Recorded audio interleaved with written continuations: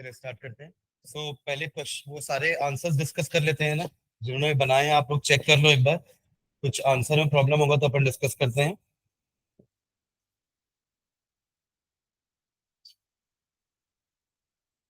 ठीक है, तो फर्स्ट क्वेश्चन जो था, सबसे पहले क्वेश्चन नंबर 11, वो क्या था? Concave mirror produces a real image 10 mm tall of an object 2.5 mm tall. तो आपको पहले दिया है H I, that is 10 mm, वो भी रियल इमेज है।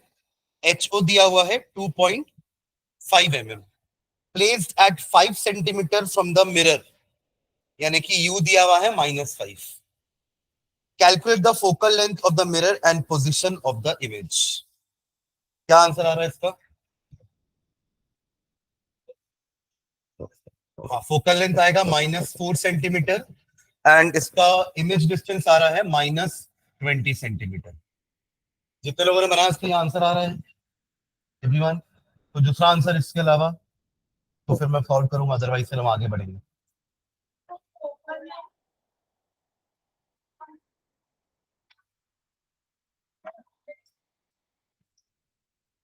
माइनस आना चाहिए ना, कॉनकेव मिरर है। कॉनकेव मिरर बोला ना, तो कॉनकेव मिरर का फोकल लेंथ तो माइनस ही रहेगा। और आप क्या बोल रहे हो? फोकल लेंथ 11 ना?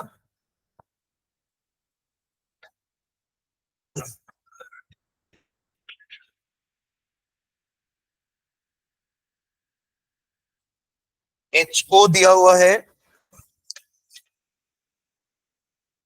2.5 mm, H I is 10 mm, वो भी माइनस, हाँ, क्योंकि इन्वर्टेड रियल इमेज बोल रहा है तो -10 mm। ठीक है, तो m is equals to -v by u is equals to H I by H O, correct?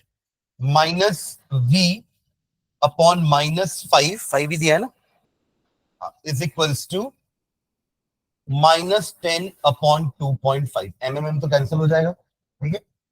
ये माइनस माइनस प्लस, ये माइनस रह जाएगा, तो v बराबर -5 इंटू 10 अपॉन 2.5। ये कैंसिल होकर के 2, तो v आएगा -20 सेंटीमीटर, करेक्ट? अब बच गया f, तो 1 upon f is equals to 1 upon -5 plus 1 upon -20। ठीक है, तो एलसीएम हो जाएगा 20। ठीक है, दिस विल बी -1 कैसे, -4 -1, ये तो आ रहा है 4 माइनस, इसको एमएम में कन्वर्ट किया तो भी उससे थोड़ा कुछ फर्क पड़ेगा। हाँ, वैसे जरूरत नहीं है, क्योंकि देखो ना, आपकी जो वैल्यूज हम यूज कर रहे हैं वो तो वैसे भी कैंसिल हो रही है। आप इनको एमएम को सेंटीमीटर में कन्वर्ट करोगे, दोनों कैंसिल ही होने वाले हैं वैसे भी। तो फाइनली एफ हो जाएगा आपका -4 सेंटीमीटर। हाँ, तो तूने भी एमएम में कन्वर्ट किया तो आंसर नहीं आ रही, यही आ रहा, तो फिर कैलकुलेशन प्रॉब्लम होगा पलक ना, कैलकुलेशन चेक करना एक बार फिर से। ठीक है, चलो नेक्स्ट क्वेश्चन नंबर 12 देखो। क्वेश्चन नंबर 12, क्वेश्चन नंबर 12 में क्या बोला था? क्वेश्चन है, an object is placed at a large distance in front of a convex mirror. अब लार्ज डिस्टेंस मतलब क्या हुआ यहाँ पे? इंफिनिटी। और इंफिनिटी में इमेज कहां बनती है? फोकस पर। तो हाउ, अच्छा, radius of curvature 40 centimetre, how far is the image behind the mirror? तो इसका आंसर हो जाएगा आपका v is equals to 20 centimetre. हमें कंसिडर करना है कि u क्या है? इंफिनिटी। u इंफिनिटी दिया हुआ है, तो हमें हमें पता है कि इमेज फोकस पे ही बनेगी, राइट? अगर वो नहीं भी पता है तो हम मेरा फॉर्मूला लगा सकते हैं, 1/f is equals to 1/u plus 1/v। अब 1/इंफिनिटी तो 0 हो जाएगा, बचेगा 1/v, और फोकल लेंथ क्या हो जाएगा? रेडियस ऑफ कर्वेचर का हाफ, विच इज 20। तो v is equals to 20 centimetre. ठीक है, चलिए क्वेश्चन नंबर 13 देखिएगा। 13 में बोला है, an object is placed 15 centimetre from a convex mirror, you आपका दिया है -15, radius of curvature 90 centimetre, focal length 45। ठीक है। Calculate the position of image and it's magnification. कितना आ रहा है अभी? 11.25 सेंटीमीटर, ठीक है, पॉजिटिव ही आना चाहिए। और मैग्निफिकेशन 0.75। ओके, कुछ और आंसर किसी का? किसी को डाउट इसमें? आगे बढ़े। जीत बनाया क्वेश्चन। सर पर आधा आधा क्यों पूरा नहीं किया? क्या होता है भाई? मैं आधा आधा फॉर्मूला बताया हूँ क्या? आधा नहीं क्या होता सर। है मतलब? अपन तो इस ऐसा कोई भी क्वेश्चन इसमें नहीं है जो अपन ने किया ना हो किसी टाइप का क्वेश्चन। किसी में हाँ इमेज सर। डिस्टेंस निकालना है, अपन ने इमेज डिस्टेंस वाले क्वेश्चन भी किए हैं, मैग्निफिकेशन निकालने वाला भी किया है हमने। दो ही फॉर्मूले है, उसको भी आधा करके रखे हो। Sorry question sir. Number 14, question number 14 में क्या बोला है? Image form by a convex mirror of focal length 30 centimetre is a quarter of the object. What is the distance of the object from the mirror? ये आपके question number ऊपर अपन किए थे ना, क्वार्टर वाला एक क्वेश्चन था ना, 5। क्वेश्चन नंबर 5 के जैसा है, एग्जैक्टली सेम है, बस ऊपर फोकल लेंथ 20 था, यहाँ फोकल लेंथ 30 है। समझ रहे हैं क्या? तो इसका क्या आंसर आ रहा है? -90 सेंटीमीटर। ये आपके क्वेश्चन नंबर 14 का आंसर। किसी को डाउट इसमें? कुछ कोई और आंसर आ रहा है इसका जो बनाए हैं? आगे बढ़ू। जो क्वेश्चन में डाउट है मुझे बताना, तो हम फिर यहाँ सॉल्व करेंगे। और जो कुछ सॉल्व करके नहीं लेके आए वो मत बताना कि सर हाँ ये भी बता दो, ये भी बता दो। उनको तो घर में जाके ट्राई करना पड़ेगा, उसके बाद बताऊंगा मैं। चलो next, question number 15। When an object is placed at a distance of 60 centimeter from a convex mirror, the magnification produced is 1/2. Convex mirror में magnification हमेशा 1 से कम ही रहेगा, 1/2. Where should the object be placed to get a magnification of 1/3? क्या है नया u? पुराना u आपको 60 दिया हुआ है, -60, तब मैग्निफिकेशन कितनी हो रही है? 1/2। अब बोल रहा है कि बताओ एक नया ऑब्जेक्ट का डिस्टेंस जहां से मैग्निफिकेशन 1/3 हो जाएगी। कितना आ रहा है? ये क्वेश्चन नंबर 15, -120। कोई ऐसा नहीं कि समझ में नहीं आया या गलत आंसर आया कुछ, ये नहीं बना। ठीक है, चलो इसको बनाते हैं। क्वेश्चन नंबर 15 सभी देखेंगे वापस से। देखो जो डेटा गिवन है ना क्वेश्चन नंबर 15 में, पहले वो लिख लेते हैं। क्या दिया हुआ है? पहले आपको केस 1 में u बोल रहा है -60 सेंटीमीटर पर, जब ऑब्जेक्ट प्लेस था 60, -60 पे नहीं, ऑब्जेक्ट तो 60 पे प्लेस था, बस ये कि it is in front of the mirror, तो -60। ठीक है, तो u इज इक्वल्स टू -60। तब मैग्निफिकेशन कितनी आ रही है? 1/2। इसको प्लस ही लेंगे, क्यों? क्योंकि कॉन्वेक्स हमेशा वर्चुअल इमेज बनाएगा, एंड वर्चुअल इमेज का मैग्निफिकेशन हमेशा पॉजिटिव होता है। समझ रहे ना? क्वेश्चन में कभी नहीं लिखा रहेगा कि +1/2 है कि -1/2 है। हमें समझना है कि मिरर कैसा है, इमेज कैसी है, मैग्निफिकेशन कैसा होगा। हमने तो लिखा है ना कि मैग्निफिकेशन पॉजिटिव मतलब virtual erect image, magnification negative मतलब real and inverted image. Magnification greater than 1 यानी कि magnified image, magnification less than 1 यानी कि diminished image, magnification equal to 1 यानी कि सेम साइज इमेज। तो ये आपको ध्यान रखना पड़ेगा, किसी भी चीजों का साइन नहीं दिया रहेगा क्वेश्चन में, आपको साइन यहां पर लिखना है जूम करके। ठीक है, चलो तो ये पहले से दो डेटा गिवन है। हमें पता है मैग्निफिकेशन क्या होता है, -v/u होता है, करेक्ट? तो यहां से आप u तो आपके पास है, तो v निकाल सकते हैं, है ना? तो कितना हो जाएगा? 1/2 इज इक्वल्स टू -v/-60। तो v कितना हो जाएगा? 30। v को प्लस होना भी चाहिए क्योंकि कॉन्वेक्स मिरर है, इमेज उस साइड बनने वाली है। कॉन्वेक्स मिरर में हमेशा v पॉजिटिव ही रहेगा। ठीक है, v और u हमें पता है, तो f निकाल सकते हैं ना। तो फर्स्ट केस का काम ही है कि वहां से बस हम f निकालें, फिर सेकंड केस में पुट करेंगे, नया u निकल जाएगा।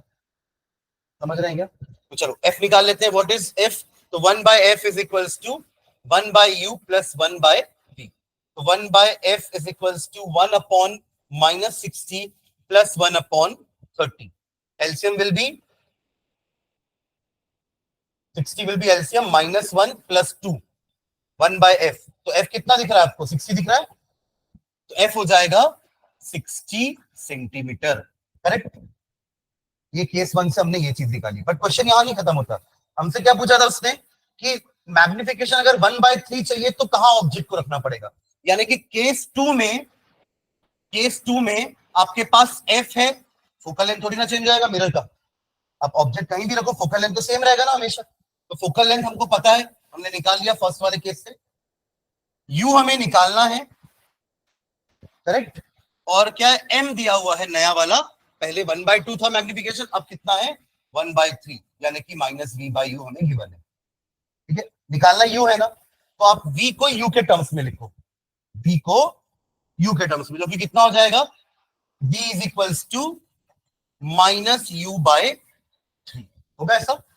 अब बस मेरा फॉर्मूला पुट कर दो, u निकल जाएगा, 1/f is equals to 1/v plus 1/u, तो 1/60 इज इक्वल्स टू 1/v की जगह आ जाएगा -u/3 प्लस u की जगह u ही रहने दो, क्योंकि u ही तो निकालना है। ठीक है, इसको ऊपर भेज देते हैं, तो क्या हो जाएगा, 1/60 is equals to -3/u plus 1/u, correct. u और u का एलसीएम u ही रहेगा, और ऊपर रहेगा -3 प्लस 1, जो कि हो जाएगा -2, क्रॉस मल्टीप्लाई करो तो u हो जाएगा -120 सेंटीमीटर। क्लियर है? हाँ, क्वेश्चन समझ में आ गया था ना, कि मैग्निफिकेशन 1/2 आ रहा है कब, जब ऑब्जेक्ट 60 पे प्लेस था।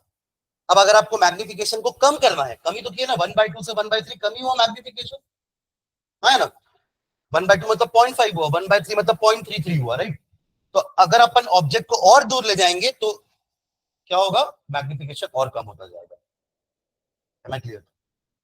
आप याद करो एक केस ऐसा, कि जब ऑब्जेक्ट इंफिनिटी पे था तो इमेज फोकस पे बन रही थी, कैसी टाइप की इमेज थी, पॉइंट इमेज, यानी कि सबसे कम मैग्निफिकेशन वाली, यानी कि आप जितना इमेज को पोल से दूर कर रहे हो ना, उतना मैग्निफिकेशन कम होता जा रहा है। उसके लिए अपन को ऑब्जेक्ट को भी मिरर से दूर करना पड़ेगा। आपको कॉन्वेक्स का केस याद है ना, कि जैसे जैसे आप ऑब्जेक्ट को दूर करोगे मिरर से, इमेज भी दूर होती जाएगी मिरर से। एट लास्ट ऑब्जेक्ट को इंफिनिटी पे फेंक दो तो इमेज कहां बनेगी, फोकस पे, और सबसे हाईली डिमिनिश्ड, यानी कि सबसे कम मैग्निफिकेशन। है क्लियर? तो ऑब्जेक्ट को दूर ही करना पड़ेगा, मतलब आंसर 60 से तो ज्यादा ही आएगा। है क्लियर? ठीक है, देन क्वेश्चन नंबर 15। चलो नेक्स्ट देखो, क्वेश्चन नंबर 16 बनाया भाई क्वेश्चन, क्यों मम्मी नहीं, मैं तो इन्फॉर्म किया था ना देखो यहाँ पे क्लास में, ऑनलाइन तो तू था यहाँ पे, और मैंने शीट भी डाली थी online.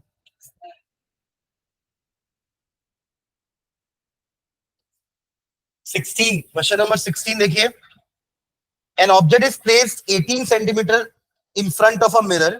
If the image is formed at 4 centimeter to the right of the mirror, calculate its focal length. फिर is the mirror convex or concave?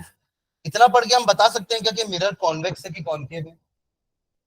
क्योंकि देखो virtual image right of the mirror बोल रहा है, मतलब वर्चुअल इमेज, समझ रहे, कि राइट ऑफ द मिरर मतलब मिरर के अंदर, यानी वर्चुअल इमेज। वर्चुअल इमेज तो दोनों केस से बन सकती है ना, ऐसा तो ना कि सिर्फ कॉन्वेक्स ही वर्चुअल इमेज बनाता है, कॉन्केव भी तो बनाता है ना एक केस में।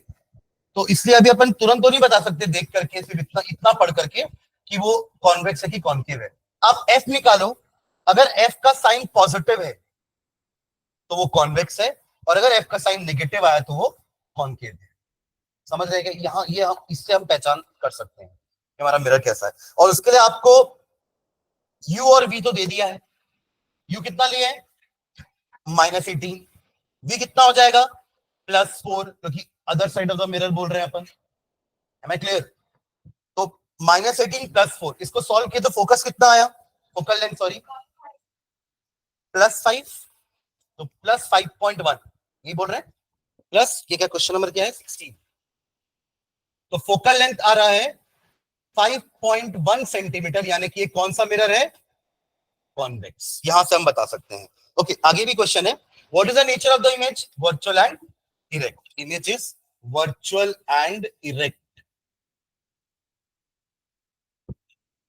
And what is the radius of curvature, double कर देंगे तो 10 point, radius of curvature is equals to 10.2 centimetre, ये हमारा आंसर हो जाएगा 16।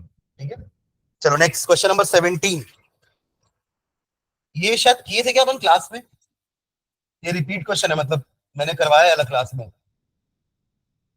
आपकी कॉपी में होगा पहले भी। A convex mirror used for rear view on an automobile has a radius of curvature of 3 metre. जहां हम न्यूमेरिकल स्टार्ट किए थे ना, उसका दूसरा ही क्वेश्चन था ये। हमने पहला क्वेश्चन कॉनकेव का किया था, मिला क्वेश्चन। न्यूमेरिकल कहां से स्टार्ट किया दिख रहा है आपको? मिरर फॉर्मूले के जस्ट बाद हमने न्यूमेरिकल किया था। तो the very first question was concave mirror. हाँ, तो यहाँ भी तो focal radius of curvature 3 metre है। फिर आपने एफ निकालने के लिए 1/2 कर दिया था, तो 3 मीटर का हाफ 1.5 आ गया था। फिर बस का भी 5 मीटर, बस जो थी वो 5 मीटर पर थी। सेम क्वेश्चन है, तो कितना आ रहा है उसमें वी? क्वेश्चन नंबर 17 में वी है आपका 1.15 मीटर्स एंड एक और क्या निकालने बोला है? मैग्निफिकेशन 0.2। ठीक है, तो ये तो बना हुआ है क्वेश्चन सबका। क्लियर है? कुछ डाउट इसमें? आगे बढ़े। Then question number 19। Question number 19 ये क्वेश्चन नंबर 10 जैसा था। हाँ मैथ्स नहीं रेगुलर क्लास तो नहीं, मैं तो बता रहा हूँ।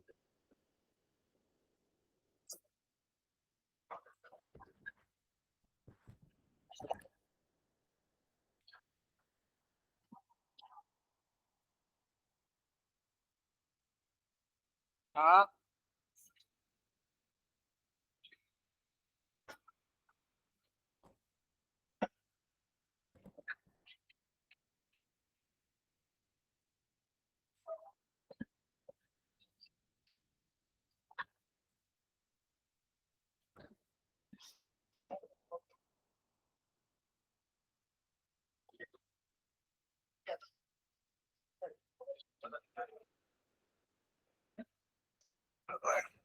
हाँ, क्वेश्चन नंबर 19 जो है वो हमारे क्वेश्चन नंबर 10 जैसा था, जो हमने लास्ट क्लास में सबसे लास्ट में जो क्वेश्चन किया था।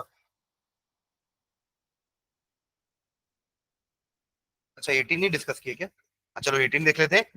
70 तक बता। 18 देखो, an object 3 centimetre high is held at a distance of 50 centimetre. तो ये आपको दिया है एचओ 3 सेंटीमीटर, यू दिया है -50, फ्रॉम अ डाइवर्जिंग मिरर यानी कि convex of focal length 25। Find the nature, position and size of the image form. तो देखो इसका आंसर क्या आ रहा है 18 वाले का? वी आ रहा है 16 पॉइंट, माइनस कैसे आएगा? किसी ने माइनस बोला, तो वी आएगा 16.67 सेंटीमीटर और एच आई आएगा 1 सेंटीमीटर। आ रहा है? क्या आ रहा है सर? अब सेम आ रहा है मतलब क्या? कैसे पॉसिबल है? कॉन्वेक्स में, ये कॉन्वेक्स मिरर है राइट, और आपका फोकल लेंथ 25 है, तो इमेज 25 से ज्यादा कैसे हो सकती है? हमेशा इमेज तो फोकस के अंदर ही बनती है ना। How is it possible? क्या बना दियो भाई? गलत भी दोनों सेम बनाए हो। हाँ, क्वेश्चन नंबर 18 बता रहा हूं, यहाँ पे देखना। HO is equals to 3 centimetre, u is equals to -50 centimetre, focal length है 25 सेंटीमीटर, डाइवर्जिंग मिरर यानी कि कॉन्वेक्स। ओके, और क्या है? बस इतना ही ना, इतना गिवन है। ओके, निकालना क्या है अपने को? बी निकालना है, देन एच आई निकालना है। नेचर तो आपको पता है क्या होगा? वर्चुअल एंड इरेक्ट, कॉन्वेक्स है तो 1/25 is equals to 1/-50 plus 1/b। इसको उधर लेके जाते हैं, तो 1/1/b is equals to 1/25 plus 1/50। ठीक है, एलसीएम हो जाएगा आपका 50, ऊपर 1 प्लस 2, दैट विल बी 3/50। ये 1/v है, तो v हो जाएगा 50/3 and that will B 16.67 centimetre. क्यों गलत आ रहा है भाई?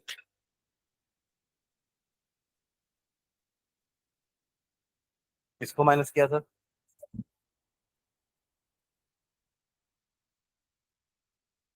नहीं समझ रहा हूं मैं फॉर्मूले में। यहाँ कैसे आ गया माइनस प्लस से?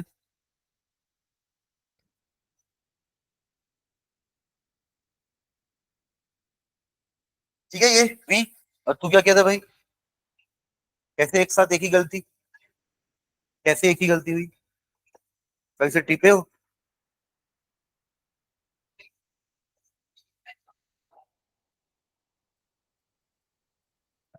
ठीक है ये V हो गया। HI कैसे निकालेंगे अपन, HO पता है तो that will be minus V by u is equals to HI upon HO। तो V, U की वैल्यू -50, V भी तो निकाल लिया ना। 16.67 मत रखना, कैलकुलेशन डिफिकल्ट हो जाएगा ना। 50/3 रखो, -50/3 into -50 is equals to HI हमें निकालना है, HO इज 3। तो ये 3 cancel, minus minus plus, 50 cancel, HI is equals to 1 centimetre. तो देखिए 16.67 लोगे ना तो कैलकुलेशन करते रह जाओगे वहां पे मल्टीप्लाई अगर, सो बेटर है 50/3 है ना, 50/3 लेके सॉल्व करो। ठीक है चलिए ये था question number 18। Next 19 question number 10 जैसा ही था जो हमने लास्ट में किया था कि पहले 10 देखो, 10th में हमने क्या किया था कि फोकल लेंथ, क्वेश्चन नंबर 10 में focal length was -10 centimetre, sorry 20 centimetre ना, हाँ फोकल लेंथ 20 सेंटीमीटर था। फोकल लेंथ कॉन्केव का इसलिए नेगेटिव ले रहा हूं।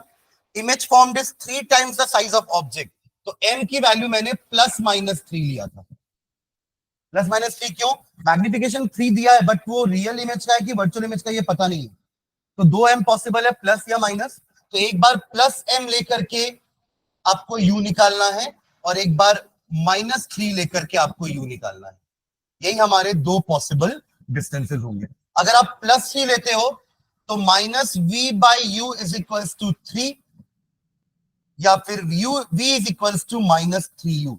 ये आपको पुट करना पड़ेगा 1/f is equals to 1/u plus 1/v। आपको तो f पता है, u की जगह u रहने दो, v की जगह -3u आ जाएगा। ठीक है अब सेम काम -3 के साथ करेंगे, -v/u इज इक्वल्स टू -3, तो माइनस माइनस प्लस, तो v बराबर 3u। तो 1/f is equals to 1/v plus 1/u, 1/-20 is equals to 1/v की जगह 3u और u की जगह u, यहां पे भी u की जगह u और v की जगह -3u। बस इसको सॉल्व कर लो तो आपको यहां से एक u आ जाएगा और यहां से एक u आ जाएगा। They are our possible distances, जहां पे आपको मैग्निफिकेशन 3 टाइम्स मिलेगी। अब वहां पे रियल वर्चुअल तो मेंशन नहीं किया है ना, तो इसलिए हमने दोनों को कंसिडर करके, और पूछा भी आपको what are the 2 possible distances of object from the mirror, तो आपको दोनों निकालने। ठीक है अब इस क्वेश्चन के जैसा ही आपका क्वेश्चन नंबर 19 था, बस फर्क क्या था, F20 की जगह 20 है, M3 की जगह 2। अब यहाँ पे नया F है, सॉरी F पुराना वाला ही है, same value, but magnification is +-2। तो एक बार +2 लेके सॉल्व करो, एक बार -2। तो -v/u इज इक्वल्स टू 2, तो v बराबर हो गया -2u, and -v/u is equals to -2, तो v बराबर हो गया 2u। 1/-20 is equals to 1/u minus 1/2u। LCM will be 2u, ये हो जाएगा 2 minus 1, 1 अपॉन -20, ये इधर आएगा ये 1, तो 2u इज इक्वल्स टू -20 और u is equals to -10 centimetre. एक पॉसिबिलिटी u की ये है। अरे दूसरा 1 upon -20 is equals to 1/u plus 1/2u। Again LCM 2u, 1 plus 2 3 minus 1/20, तो u कितना हो जाएगा, u is equals to -3 into 20 upon 2, -30 centimetre. आ रहा है क्या? एक P और F के बीच में तब बनता है मैग्निफाइड इमेज, और एक आपका F और C के बीच में। समझ में आ रहा है क्या बोल रहा हूं मैं?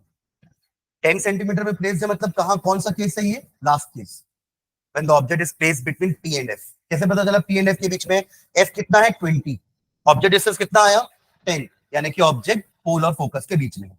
यहां बनती है मैग्नीफाइड इमेज वर्चुअल +2। फिर एक तरफ एक तब बनती है मैग्नीफाइड इमेज जब ऑब्जेक्ट सी और एफ के बीच में हो, तो इमेज सी के पीछे बनती है मैग्नीफाइड। तो ये वही वाला केस है, सी और एफ के बीच का डिस्टेंस है ये। अरे फोकल लेंथ 20 है, रेडियस 40, हमारा ऑब्जेक्ट कहाँ है 30 पे, यानी कि सी और एफ के बीच में ऑब्जेक्ट। तो इस केस में इमेज कहां बनती है, बी के पीछे, सॉरी सी के पीछे और मैग्नीफाइड। तो यही दोनों केसेस है मैग्नीफाइड वाले।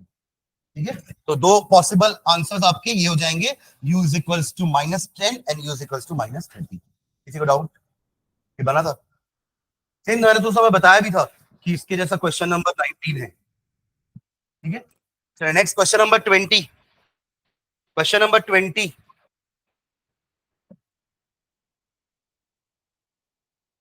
में आपको क्या करना था, लीनियर मैग्निफिकेशन दिया हुआ है, focal length 15 centimetre, linear magnification यानी कि वही m इज 1/3। कॉन्वेक्स मैंने बोला है तो पॉजिटिव लेंगे, तो f इज इक्वल्स टू, ये क्वेश्चन नंबर क्या है 20, f is equals to 15 centimetre, ये भी प्लस होगा क्योंकि कॉन्वेक्स है, and m is equals to 1/3। What is the distance of object from the focus of the mirror, u निकालना था। तो u आ रहा है इसका क्वेश्चन नंबर 20 का 45 सेंटीमीटर आ रहा है क्या? कितनों का नहीं आया, कुछ और आ रहा है? क्या आ रहा है श्रेया? -30, और आपका फिर -30, और किसका आ रहा है -30? हाँ, वो कहां से पूछ रहे हैं, तो देखो आपने जो निकाला है ना, वो एक्चुअली में u है। चलो ठीक है, यहाँ u लिख देता हूं मैं। ये u आपका सही आया, जो आप बोल रहे हैं ना -30, वो सही है। बट क्वेश्चन में ये नहीं पूछा, अच्छे से पढ़ो क्वेश्चन। फोकस से ऑब्जेक्ट का डिस्टेंस पूछा है, आपने तो पोल से ऑब्जेक्ट का डिस्टेंस बताया ना, नहीं समझे? चलो देखा, ये तो आया ना सबका u -30, ये तो आएगा। देखो m इज इक्वल टू 1/3 यानी कि -v/u, तो v हो जाएगा v कितना हो जाएगा -u/3। चलो उसको सॉल्व करते हैं। 1/15 is equal to 1/u plus 1/v की जगह 1/-u/3। सही है, फॉर्मूला नहीं लिखा, डायरेक्टली वैल्यू डाल दी। आगे बढ़े, तो ये हो जाएगा 1/u -3/u, that will B -2/u। तो 1/15, तो u कितना आया -30 सेंटीमीटर। यानी कि ऑब्जेक्ट कहां पे है, देखो रे डायग्राम बनाऊंगा अगर मैं, तो ये आपका कॉन्वेक्स मिरर है, this is principal axis, pole, focus, centre of curvature.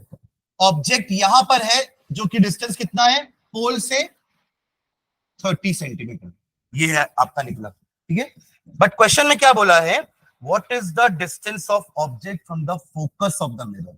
तो फोकस कहां पर है, इधर से और 15 पर, तो 15 + 30 कितना हो गया 45।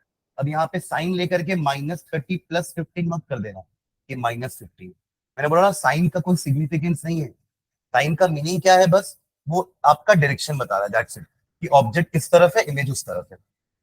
पर आप ये मत सोचना सर -30 में +15 करेंगे तो -15 आएगा, नहीं नहीं, ऑब्जेक्ट तो 30 पे प्लेस है ना। आप -30 नाप सकते हो क्या, आप 30 नाप सकते हो, 20 नाप सकते हो, आप -30 कैसे नापोगे? Am I clear?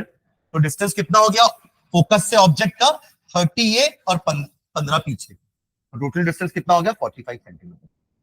M I clear? ये नेगेटिव साइन का मतलब बस ये है कि ऑब्जेक्ट इस तरफ है इसलिए वो नेगेटिव है बस, और इमेज उस तरफ है इसलिए वो पॉजिटिव है, बस ये है उस नेगेटिव साइन का मतलब। कभी भी हम ऐड करते समय वो नेगेटिव साइन को कंसिडर नहीं करेंगे जब हम इस तरीके से ऐड कर रहे हैं, तो क्लियर है ये, आपको आया समझ में? चलो नेक्स्ट, क्वेश्चन नंबर 21। 21 क्या बोला है क्वेश्चन में, the focal length of a convex mirror is 12.5 centimetre, how far is it centre of curvature from the pole from the focus. समझे क्या? यह है आपका convex mirror, principal axis, pole, focus, centre of curvature, sorry convex ही बोला ना, हाँ। Focal length कितना है 12.5 5, right? How far is it centre of curvature? तो सेंटर ऑफ कर्वेचर कितना दूर होगा फिर? 25 सेंटीमीटर। पर वो कहां से पूछ रहा है? पहला फ्रॉम पोल, तो पोल से इतना दूर है, पहले वाले का आंसर 25 सेंटीमीटर आएगा। और फोकस से कितना दूर है? 12.5। ये दोनों आंसर है हमारे।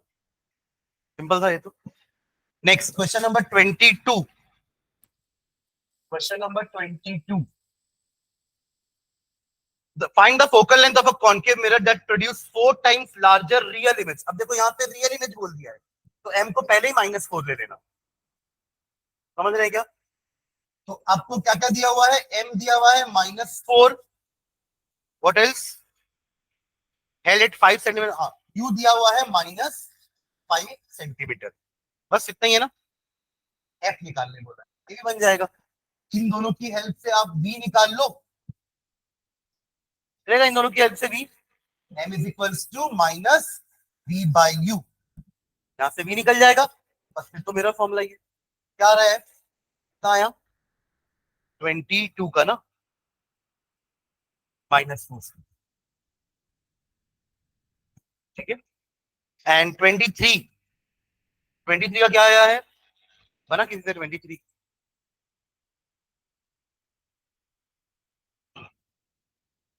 चलो 23 देखते हैं। An object is held at 30 centimeter in front of a convex mirror of focal length 15 centimeter। 23, ये आपका convex mirror, pole, sorry principal axis, pole, focus, centre of curvature, ठीक है। An object is held at 30 centimeter in front of a convex mirror। ये रहा आपका object, ये distance कितना हो गया? 30 सेंटीमीटर। और फोकल लेंथ 15, यानी कि ये कितना है? 15 सेंटीमीटर, ठीक है। At what distance from the convex mirror should a plane mirror be held so that images in the two mirrors होना चाहिए coincide with each other। पहले आप ये देखो कि कॉन्वेक्स की इमेज कहां बन रही है। v निकालने पहले चला आप लोगों ने v कितना आ रहा है? v 10। 1 by f is equals to 1 by u plus 1 by v। f और u तो दिया, तो v तो निकल ही जाएगा ना। तो 1 by 15 is equals to 1 by -30 plus 1 by v। v को एक साइड रहने देते हैं, इसको इधर ले आओ, तो 1 by 15 by 30। एलसीएम कितना हो जाएगा? 30, 2 plus 1, 1 by v। तो v कितना आया? 30 by 3, यानी कि 10 सेंटीमीटर। यानी कि v कहां पर है? इमेज आपकी यहां कहीं बन रही होगी। छोटी बनाऊंगा ना इमेज, है ना, कॉन्वेक्स है ना। तो ये रहा आपका 10 सेंटीमीटर पर इमेज। अब क्या बोल रहा है? आपको कॉन्वेक्स मिरर के सामने एक प्लेन मिरर रखना है, उतनी दूरी पे कि प्लेन मिरर की जो इमेज है वो किससे कोइंसाइड करे? कॉन्वेक्स मिरर के इमेज से कोइंसाइड करे। अब हमें पता है, देखो इन दोनों का डिस्टेंस कितना हो गया? ऑब्जेक्ट से इमेज का डिस्टेंस 40 सेंटीमीटर। अगर मैं यहां पे प्लेन मिरर रखूं, इसी ऑब्जेक्ट का इमेज अगर यहां पे ये 20 सेंटीमीटर दूर रहेगा, तब जाके 20 सेंटीमीटर पीछे बनेगा और यहां कोइंसाइड करेगी इमेज। क्योंकि आपको पता है ना कि प्लेन मिरर में क्या होता है, ऑब्जेक्ट जितना सामने मिरर के उतनी ही दूर इमेज बनती है, करेक्ट? ये तो याद है ना, प्लेन मिरर की बात कर रहा हूं मैं। कॉन्वेक्स मिरर की इमेज तो यहां बन चुकी है, ऑब्जेक्ट यहां ही प्लेस है। अब आपको अपने प्लेन मिरर को ऐसे सेट करना है कि प्लेन मिरर की इमेज इस मिरर से कोइंसाइड करे। तो वैसा तभी पॉसिबल है जब आप प्लेन मिरर को इन दोनों के एग्जैक्ट मिड पॉइंट पे रखें, क्योंकि जितना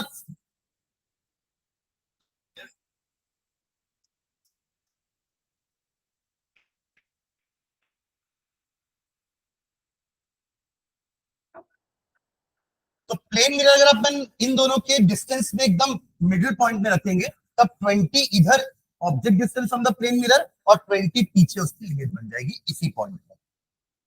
समझिए क्या बोल रहा हूं मैं? आपने 10 निकाल दिया image distance from the convex mirror, तो अब दोनों के बीच में डिस्टेंस कितना हो गया? 30 + 10 40।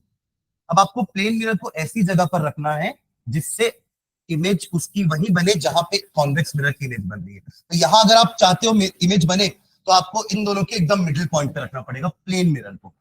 देखिए प्लेन मिरर सेम डिस्टेंस पर इमेज बनाता है। तो अगर ऑब्जेक्ट आपका मान लीजिए प्लेन मिरर यहां रख दिया मैंने, तो इधर से ऑब्जेक्ट का डिस्टेंस 20 होगा, तो इधर से इमेज का डिस्टेंस भी 20 पे बन जाएगा इमेज।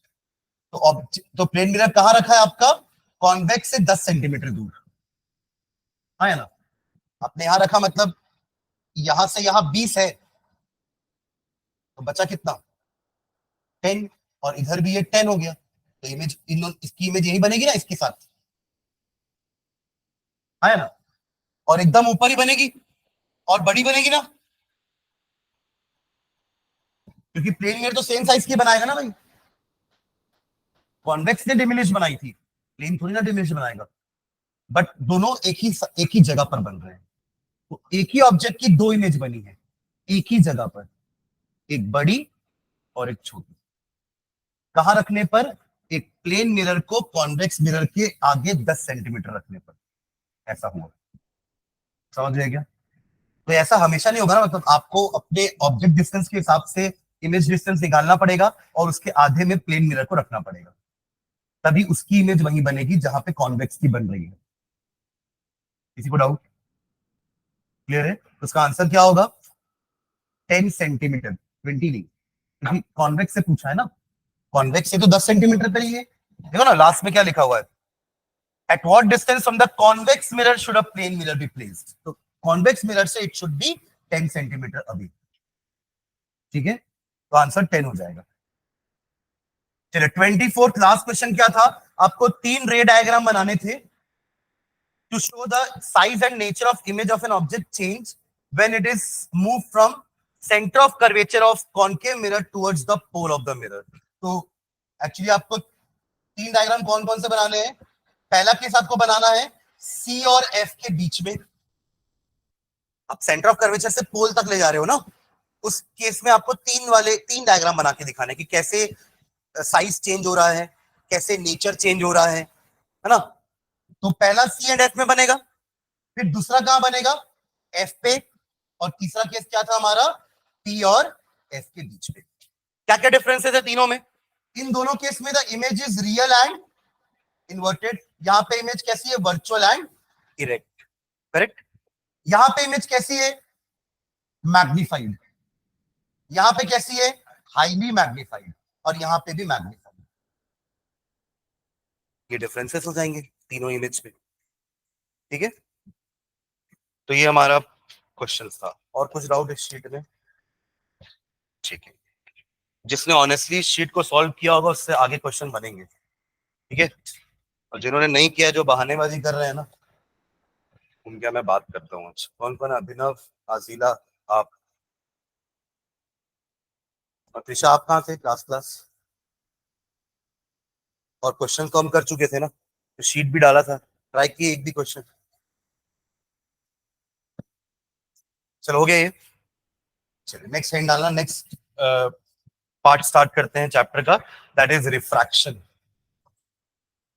ये फर्स्ट पार्ट था reflection, second part is refraction. तो रिफ्लेक्शन रिवाइज करना स्टार्ट कर दो, soon I will be taking test reflection का सर, यही तक का, मतलब उसमें यही मिरर फॉर्मूले के क्वेश्चंस, फिर प्लेन मिरर की प्रॉपर्टीज, इमेज कैसी बनती है उसमें वो, कॉनकेव कॉन्वेक्स के कोई भी केसेस के रे डायग्राम्स, ठीक है? इतना ही तो पढ़ा है हमने फर्स्ट पार्ट में, ठीक है? Application, application of concave mirror, plane mirror, convex mirror, ठीक है? नेक्स्ट बात करते हैं अगला फिनोमिना विच इज रिफ्रैक्शन। अब तक हम जो सरफेस ले रहे थे ना, जिसमें लाइट को इंसिडेंट करा रहे थे, वो सरफेस कैसा था? पॉलिश्ड बोल लो, ओपेक बोल लो। ओपेक मतलब जिसमें लाइट पास नहीं हो सकती। बट अब अगर ये सरफेस ट्रांसपेरेंट हो जाए तो लाइट तो पास हो जाएगी। समझ रहे हैं मैं क्या बोल रहा हूं? तो इसी पासिंग ऑफ लाइट को हम रिफ्रैक्शन कहते हैं। पर जब वो पास होती है ना, तो स्ट्रेट पास नहीं होती है। अगर आपको लग रहा है कि यहाँ पे हमने एक ग्लास रख दिया और ये लाइट ऐसे गई और ऐसे ही स्ट्रेट चली गई, तो ऐसा नहीं होता है। वो थोड़ी सी क्या हो जाती है? बेंड हो जाती है। तो जब भी लाइट एक मीडियम से, एयर से लेट से दूसरे मीडियम में जा रही है, ग्लास या वाटर में जा रही है, वो भी तो अलग मीडियम हो गया ना, तो उस केस में जब लाइट अंदर ट्रैवल करती है तो वो अपने ओरिजिनल पाथ से बेंड हो जाती है. This bending of light is known as refraction. समझ रहे हैं? अब ये बेंडिंग हुई क्यों? स्ट्रेट भी तो जा सकती थी ना, हम तो पढ़े ना कि light travel in straight line. तो वहां से फिर वो डाइवर्ट क्यों हो गई? क्योंकि स्पीड अलग अलग है. जब तक वो लाइट एयर में थी ना, तब तक उसकी स्पीड कितनी थी? हमने लिखा है प्रॉपर्टी में 3 into 10 minus 8, 3 into 10 to the power 8 metre per second. ये स्पीड थी लाइट की जब वो एयर में या वैक्यूम में ट्रैवल कर रही थी. पर जैसे ही वो वाटर में या ग्लास में घुसी लाइट, वहां उसकी स्पीड कम हो गई. और कम होने के कारण उसका जो पाथ है वो थोड़ा सा डेविएट हो गया, पाथ ओरिजिनल पाथ से बेंड हो गया. And this bending of light when a light travel from one medium to another is known as refraction. वहां तो हम ऐसा बोल रहे थे ना, bouncing back of light in the same medium. Air से गई, टकरा के वापस एयर में ही आ रही है. That was reflection, bouncing back of light in the same medium. But अब यहां पे क्या हो रहा है? पासिंग हो रही है लाइट की एक मीडियम से दूसरे मीडियम में. और पास तभी होगी जब वो ऑब्जेक्ट ट्रांसपेरेंट हो. क्योंकि ऑब्जेक्ट ओपेक होगा तो वो तो लाइट को पास होने देगा नहीं अपने से. ये तो होता ना, opaque object, transparent and translucent. Opaque बिल्कुल नहीं पास होने देगा, ट्रांसपेरेंट बिल्कुल रिफ्लेक्ट नहीं होने देगा, पूरा पास कर देगा. और ट्रांसलूसेंट दोनों कर सकता है, ट्रांसमिट भी करेगा और रिफ्लेक्ट भी करेगा. समझ रहे हैं? तो बेंडिंग ऑफ लाइट को रिफ्रैक्शन बोल रहे हैं. बेंडिंग क्यों हो रही है? क्योंकि लाइट की स्पीड अलग अलग मीडियम में अलग अलग होती है. Am I clear? अब ऐसा क्यों है? क्योंकि पार्टिकल्स का प्लेसमेंट अलग अलग होता है मीडियम में. जैसे हम सॉलिड मीडियम की बात करते हैं तो पार्टिकल्स बहुत टाइटली पैक्ड होते हैं कि नहीं? सॉलिड में क्लास 9 में पढ़ते थे ना, in solids the particles are very tightly packed. तो ये ग्लास होगा तो इसमें पार्टिकल बहुत टाइटली पैक्ड है एक दूसरे से, राइट? और जब मैं लिक्विड की बात करूंगा तो थोड़े से लूजली पैक्ड है इन कंपैरिजन टू सॉलिड. और गैस में तो और ज्यादा लूजली पैक्ड है. आया ना? तो यहां पे अपन कहते हैं मीडियम को ऑप्टिकली डेंसर मीडियम. क्या है ये मीडियम? Optically denser. हमको पता है सॉलिड्स आर डेंसर, उनकी डेंसिटी ज्यादा होती है. Liquids are little denser than solids. और सबसे कम डेंस कौन होते हैं? हमारे गैसेस. तो ऑप्टिकली डेंसर का मीनिंग ये है कि जब लाइट पास होगी तो उसको बहुत सारे ऑब्स्टिकल्स मिलेंगे. दैट इज व्हाई उनकी स्पीड कम. ये सॉलिड के सामने ऑप्टिकली रेयरर है. ऑप्टिकली क्या है ये? इसको बोलते हैं रेयरर. जहां पे पार्टिकल्स थोड़े कम होते हैं. देखो इतनी स्पेस में यहां पे कितने सारे पार्टिकल्स हैं, और यहाँ पे उतनी स्पेस में पार्टिकल्स कम है. तो ऑप्टिकल मीडियम, इसको रेयरर मीडियम बोलेंगे और इसको क्या बोलेंगे हम? डेंसर. जब इन दोनों को कंपेयर करेंगे तो ये डेंसर हो जाएगा और ये रेयरर हो जाएगा. समझ रहे हैं ना? अब आप देखो ना, इतनी जगह में यहाँ पे सिर्फ 2 ही पार्टिकल है. यहाँ पे कितने पार्टिकल थे? तो इनको कंपैरिजन करेंगे तो ये डेंसर, ये रेयरर. इन दोनों को कंपैरिजन करेंगे तो ये डेंसर, ये रेयरर. समझ रहे ना? सॉलिड लिक्विड में कंपैरिजन होगा तो solid denser, liquid rarer. Liquid gas में कंपैरिजन करोगे तो liquid denser, gas rarer.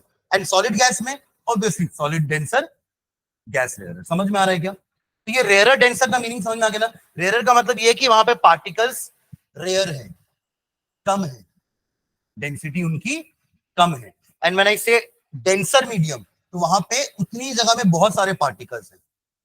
M I clear? Density आप पढ़ते ना, डेंसिटी क्या होता है? Mass upon volume. तो डेंसिटी ज्यादा किसकी होती है? जिसका वॉल्यूम कम होता है उसकी डेंसिटी ज्यादा हो जाती है. अब सोचिए ना, इतने सारे पार्टिकल इतनी सी जगह में आ गए. वही गैस के इतने सारे पार्टिकल्स ज्यादा जगह लेते हैं. ज्यादा जगह लेते हैं यानी कि उनका वॉल्यूम ज्यादा होगा, और वॉल्यूम ज्यादा होने से डेंसिटी कम हो जाती है. Am I clear? तो अकॉर्डिंगली वाटर में स्पीड कम होती है, ग्लास में और कम हो जाती है लाइट की स्पीड. उल्टा होता है. मैंने उस दिन भी कहा था आप लोगों की, साउंड में और लाइट की स्पीड में ऑपोजिट रिलेशन है. साउंड फास्टेस्ट ट्रेवल करता था सॉलिड में, नहीं, और सबसे स्लोएस्ट था गैस में. लाइट जस्ट उल्टा है. फास्टेस्ट है आपका एयर मीडियम में और स्लोएस्ट है सॉलिड मीडियम में. क्लियर है? क्योंकि उसको मटेरियल मीडियम चाहिए था ना, किसको? साउंड को. तो सॉलिड जितना पास पास था साउंड उतना जल्दी ट्रैवल कर पाएगा।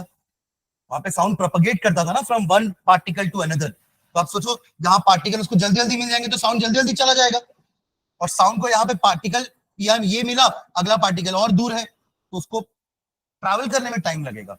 दैट इज वाई स्पीड कम। क्लियर है? ठीक है, ओके। तो अब बात आती है कि बेंडिंग कैसे होगी। चलिए मान लेते हैं ये आपका एयर मीडियम है and this is glass. Light जो है एयर से ग्लास में एंटर करने वाली है। This is our medium one, जहां पे इंसिडेंट रे है, इसको बोलेंगे इंसिडेंट रे। जो आके स्ट्राइक करेगी उसी को तो इंसिडेंट रे बोलते हैं ना। इंसिडेंट रे तो वहां भी थी, रिफ्लेक्शन में भी। और जिस पॉइंट पे गिरती है उसको क्या बोलते थे अपन? Point of incidence. जहां पर आते थे वो इंसिडेंट करिए उसको क्या बोलेंगे अपन? Point of incidence. और यहां से जो परपेंडिकुलर लाइन बना रहे थे उसको क्या बोल रहे थे? नॉर्मल। तो यहां भी इतना भी सब चीजें होंगी यहां तक, बस फिनोमिना ही तो चेंज हुआ है ना। रिफ्लेक्शन की जगह रिफ्रैक्शन हो रहा है। सरफेस चेंज हो गया क्योंकि वो ओपेक था, ये ट्रांसपेरेंट है, इसलिए वहां लाइट रिफ्लेक्ट होके यहां चली गई थी, अब यहां वो पास होके नीचे आने वाली है। करेक्ट? तो इस एंगल को क्या नाम दिया था हमने? Angle of incidence. यहां तक सारी चीजें सेम है। This is incident ray, this is normal, this is angle of incidence, this is point of incidence. अब चीजें चेंज होंगी। ठीक है, तो बेंडिंग की बात कर रहा हूं मैं। तो अगर लाइट स्ट्रेट नहीं जा रही है, ये होता ना स्ट्रेट लाइट, अगर ये मीडियम नहीं होता ग्लास तो लाइट स्ट्रेट जाती ना, क्योंकि लाइट तो स्ट्रेट लाइन में ट्रेवल करती है। बट अब क्योंकि ग्लास रखा हुआ है तो वो अपने पाथ से डेविएट होगी। तो डेविएट होने के लिए उसके पास दो ऑप्शन है, क्या वो इधर डेविएट होगी या वो इधर डेविएट होगी। वही तो ऑप्शन है ना। आप स्ट्रेट लाइन में नहीं चल रहे हो तो इधर आप इधर जाओगे या तो इधर जाओगे। वही लाइट के साथ भी हो रहा है। लाइट स्ट्रेट नहीं जा रही क्योंकि उसको बेंड होना है। क्यों बेंड होना है? क्योंकि उसकी स्पीड क्या होगी? चेंज। किस टाइप का चेंज हुआ? बड़ा है कि कम हुआ है? हाँ, कम हुआ है ना। एयर में थी पहले वो, अब वो कहां घुसने वाली? ग्लास में, तो वहां उसकी स्पीड कम हो गई है। तो जब भी ऐसा होता है ना, जब लाइट एक ऐसे मीडियम में जा रही है जहां उसकी स्पीड कम हो जाती है, यानी कि from a rarer medium to denser medium, it bends towards the normal. तो वो बेंड होती है, पर किस तरफ होती है? नॉर्मल की तरफ। उधर होती तो उसको अवे फ्रॉम द नॉर्मल बोलते। क्या बोलते? Away from the normal. अब आप खुद ही देखो ना, ये स्ट्रेट पाथ था, अब स्ट्रेट तो जाने से रही क्योंकि स्पीड चेंज हो गई है, तो वो कहां आएगी? या तो इधर आएगी या तो उधर जाएगी। तो स्पीड जब कम होती है तो वो टुवर्ड्स द नॉर्मल आती है, और जब स्पीड बढ़ती है तो वो अवे फ्रॉम द नॉर्मल जाती है। तो ये क्या है basically? R D T. R D T मतलब होगा when a light travels from rarer medium to denser medium, it bends towards the normal. समझ गए टी का मतलब? अरे हाँ है ना, rarer to denser towards the normal. इसका उल्टा करके देखते हैं।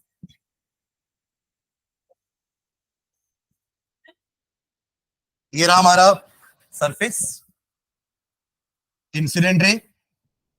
अब एक काम करते हैं, डेंसर टू रेयरर जाना है ना। अभी रेयरर टू डेंसर थे, अब डेंसर। तो अब समझते हैं ग्लास से एयर में जा रही है, जा सकती है ना भाई? ग्लास से एयर में जाती है कि नहीं लाइट? यहाँ जो आपकी कांच से लाइट आ रही है अंदर, वो एयर से ग्लास में तो आ रही है, और यहाँ की लाइट जो बाहर जा रही है वो ग्लास से एयर में जा रही है ना? तो ग्लास से एयर में ये रही आपकी incident ray, this is normal, angle of incidence. ज्यादा ठीक है। अगेन लाइट स्ट्रेट तो जाने से रही क्योंकि मीडियम चेंज हो रहा है, और मीडियम चेंज तो स्पीड चेंज। ठीक है, अब लाइट जा रही है आपकी डेंसर टू रेयरर, तो यानी कि स्पीड बढ़ रही है। पहले ग्लास में थी तो स्पीड कम थी लाइट की, पर जैसी बाहर आई तो स्पीड बढ़ गई उसकी। जब स्पीड बढ़ती है तो वो away from the normal bend हो जाती है, इस तरफ नहीं आएगी उस तरफ जाएगी। समझ रहे हैं क्या? हाँ, तो इसको अपन क्या बोल देंगे शॉर्ट में? D R A. ये ट्रिक है ना, ये कोई कहीं लिखा नहीं है बुक में ना, ये आप लोग के लिए ट्रिक है। एक दोनों में से याद रखोगे शॉर्ट फॉर्म तो याद रहेगा कि रेयरर टू डेंसर में कैसा होता है? Towards the normal. तो डेंसर टू रेयरर में अवे फ्रॉम द नॉर्मल होगा। Am I clear? दोनों कंसेप्ट क्लियर है? अच्छा, एंगल ऑफ रिफ्रैक्शन कैसे मार्क करेंगे, जल्दी बताओ। एंगल ऑफ रिफ्रैक्शन नॉर्मल से रिफ्रैक्ट, अब इसको क्या बोलेंगे, रिफ्रैक्टेड रे। क्या बोलेंगे? अभी तक रिफ्लेक्टेड रे बोलते थे, अब क्या बोलेंगे, रिफ्रैक्टेड रे। तो the angle which the refracted रे makes with the normal is angle of refraction. The angle which the refracted रे makes with the normal is called angle of refraction. समझ रहे हैं क्या? अब यहाँ पे आपको आई और आर बराबर दिख रहे हैं क्या? दिख रहे हैं क्या? नहीं ना? वहां था ना हमारा लॉ, क्या लॉ था? Angle of incidence is equals to angle of, यहाँ पे वो नहीं है। यहाँ आप खुद देख लो, आपको आई और आर बराबर दिखेंगे नहीं। Am I clear? ठीक है, तो आई और आर यहाँ बराबर नहीं होते, इनका अलग लॉ होता है ना, इसमें भी हम दो लॉ पढ़ेंगे। वहां अपन लॉज ऑफ रिफ्लेक्शन बोलते थे, यहाँ लॉज ऑफ रिफ्रैक्शन बोलेंगे। ठीक है, चलो डेफिनेशन लिख के एंड करते हैं आज की क्लास। नेक्स्ट क्लास में इन दोनों को बना भी लेंगे। चलिए लिखेगा definition. Refraction is the phenomena, refraction is the phenomena,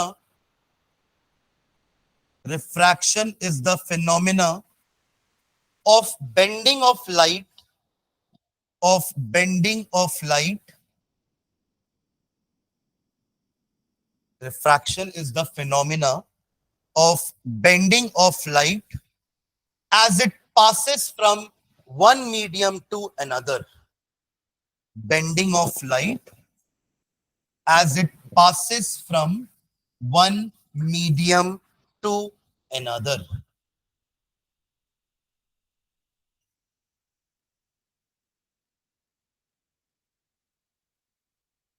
ठीक है, चलो ठीक है, आज यहीं तक रहने देते हैं। नेक्स्ट क्लास में दो टाइप के रिफ्रैक्शन देखेंगे, bending towards the normal, bending away from the normal. ठीक है, चलिए, थैंक यू।